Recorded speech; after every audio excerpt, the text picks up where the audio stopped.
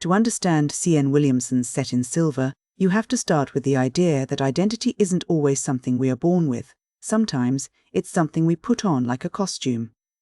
The story centers on Audrie Brendon, a woman of deep principle and quiet strength, who finds herself caught in a high-stakes game of social impersonation.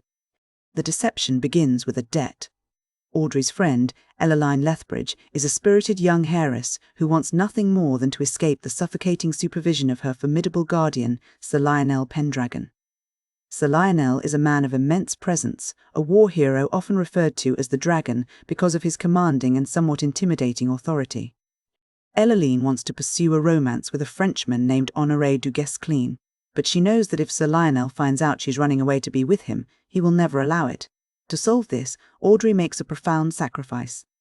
She agrees to step into Ellaline's shoes. For a period of time, Audrey will pretend to be the wealthy heiress, allowing the real Ellaline to slip away and live her own life in secret. It's a lie, but in Audrey's mind it's a selfless one, intended to protect her friend's happiness and maintain the social order that keeps Ellaline's inheritance secure. The story follows this group as they embark on a grand motoring tour through the English countryside. This isn't just a scenic journey, it's a moving stage where the characters are forced into close quarters. As they travel through London and into the rugged landscapes of Wales in the north, the lines between Audrey's performance and her true self begin to blur.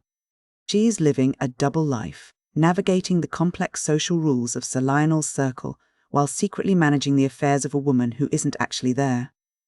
As the scenery shifts from the manicured gardens of the south to the wild, dramatic terrain of the Welsh mountains and Dartmoor, the tension in the group begins to rise. The landscape itself seems to mirror the internal state of the characters. The physical ruggedness of the earth reflects the moral turbulence brewing beneath the surface of their polite conversations. It is during this tour that the story shifts from a clever social comedy into something much darker. Enter Dick Burden. Dick is a calculating, predatory young man who possesses a keen eye for the cracks in other people's facades. He discovers the truth. The woman travelling with the group isn't the heiress Ellaline, but Audrey, and the real Ellaline is hiding elsewhere. Dick doesn't want to do the right thing. Instead, he sees an opportunity for leverage. He begins a campaign of blackmail, threatening to expose the deception and ruin the reputations of everyone involved unless Audrey agrees to a fake engagement to him. This puts Audrey in an impossible position.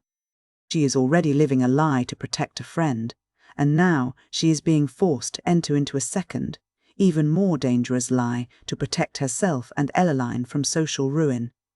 The psychological weight on Audrey is immense. She becomes a prisoner of her own integrity. She feels the constant, gnawing fear of exposure, and she begins to feel the suspicion of Sir Lionel. Even though he doesn't know the full truth, he senses a certain slyness or a lack of transparency in the Lethbridge lineage, and he begins to look at Audrey with a growing sense of doubt.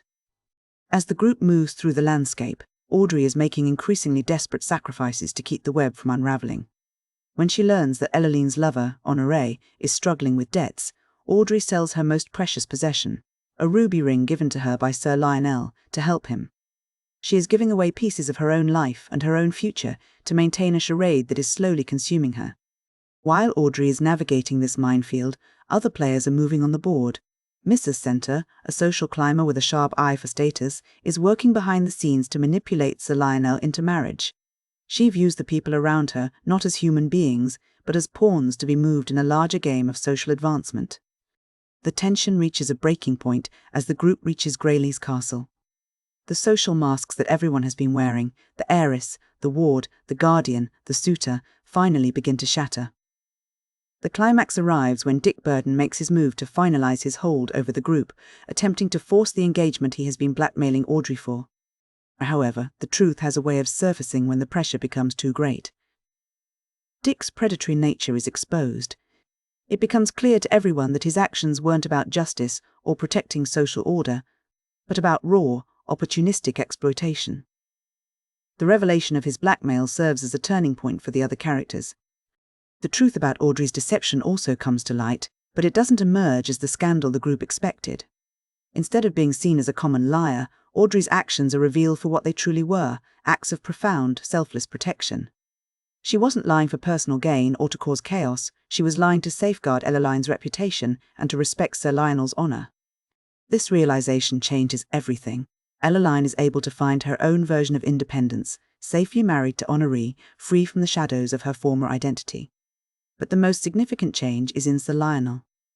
The man who was once the dragon, so detached and authoritative, realizes the depth of Audrey's character.